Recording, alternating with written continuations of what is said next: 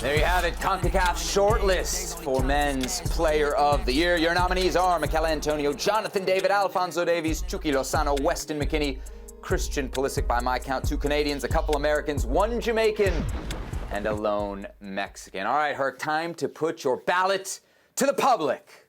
Who gets your vote? Before I start, can I get my 20-second soapbox for a second? My good friend, producer, and director, can we acknowledge the dominance of Canada, both in the men's and women's side?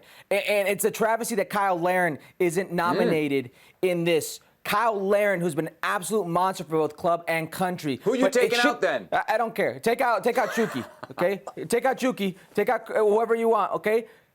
It should be 6 Canadians. And we're talking about the nominations. We're talking about the women winning Olympic gold. We're talking about the men dominating World Cup qualification. We're in a different era, Seb. I just want you to acknowledge we're in the Maple era, okay? Wow, okay. Now, as far as who I think is the best player. Let me guess, is it a Canadian?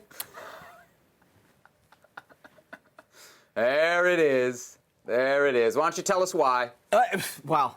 Not only I'm sure it was a tough argument to make. It's very tough. I'm going to try my best to explain why Alphonso Davies is the Player of the Year in Concacaf, besides being the absolute best player that Concacaf has to offer. Where do we start? I mean, we can go to the Club World Cup they beat Stigadis in, because I think that's still within the cutoff if you want to go there. We can talk about the league title for Bayern Munich again.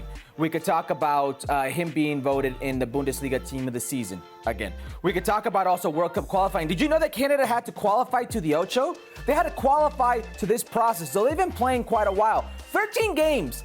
5 goals, 8 assists for Fonzie. There's no player that's more impactful to his team in any team in CONCACAF than Alphonso Davies. He does it all. And if we want to talk about him in general, in his position, he also happens to be debatably the best player in the world in his position. There's no better representation in CONCACAF than Alphonso Davies. Put some respect on the man's name. All right. You love you some Fonzie. No doubt about that. You wore the shirt and everything. Let me ask you this, because usually when you fill out one of these ballots, you don't just pick your first choice, right? You throw in like a second and a third. I don't need your third choice, but I'm curious because I want to see if it's another Canadian. Who would have been your second pick here?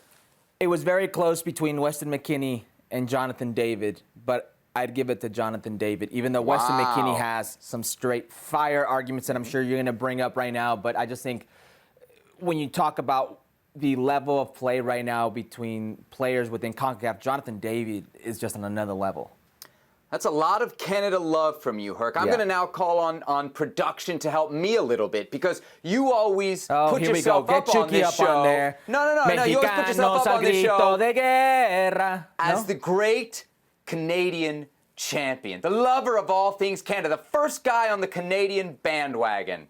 Production, please roll tape from last year. Oh, here we go. Is Canada the best team in CONCACAF or what? No, they're not.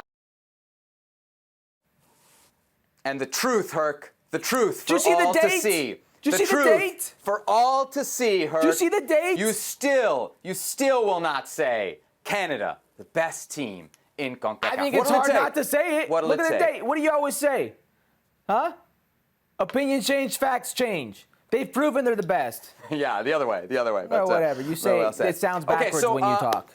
Let me make the case. I'm going to make the case here for Weston McKennie. I'm not going to argue against Alphonso Davies or Jonathan David, because they would both be very, very worthy winners. But if I was to make a case for McKennie, I would focus on value to his team, right? You mentioned Alphonso Davies and everything that he did.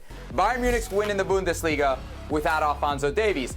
And I would have thought that Canada would struggle without Alphonso Davies. And then what happened? They went 9 for 9 in the last window, including a victory over the United States, without Fonzie, which makes me think, okay, they can do it without him.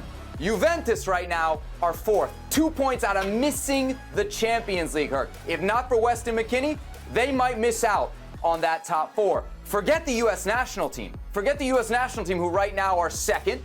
Comfortable is probably not the right word, but well on track to make the World Cup. Without his goals, without his performances, would the U.S. be there? So if I'm looking at this less as best player in CONCACAF and more as most valuable player, then I would go with McKennie. There's another point to be made about McKennie here. I did not think that the so-called punishment for what he did in Nashville met the gravity of what he did in Nashville, right? He put in jeopardy his team's qualification to the World Cup. That's a real thing that happened. But it's not up to me to punish him. And now that he served his punishment, what he did after the punishment says a lot.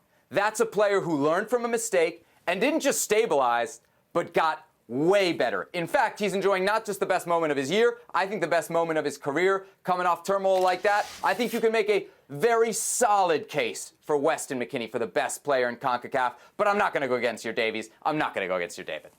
Production, you want to roll the clip where he said that he's got no place on the U.S. men's national team, he should be kicked off? Or do you want to roll the clip of when he said a month and a half ago that he was not playing well for Juventus? Are we not going to roll that clip? No? He wasn't playing well in that game. Go back and check the ratings. We talked about one game. I said he wasn't playing. November, guy. Mira, I say you said something, I provide the tape. You say I said something, there's no tape. So you're a liar. You're a liar. Sorry, I was at the Super Bowl. I was at the Super Bowl. Show the evidence. Festivities didn't working. I didn't have time to call production.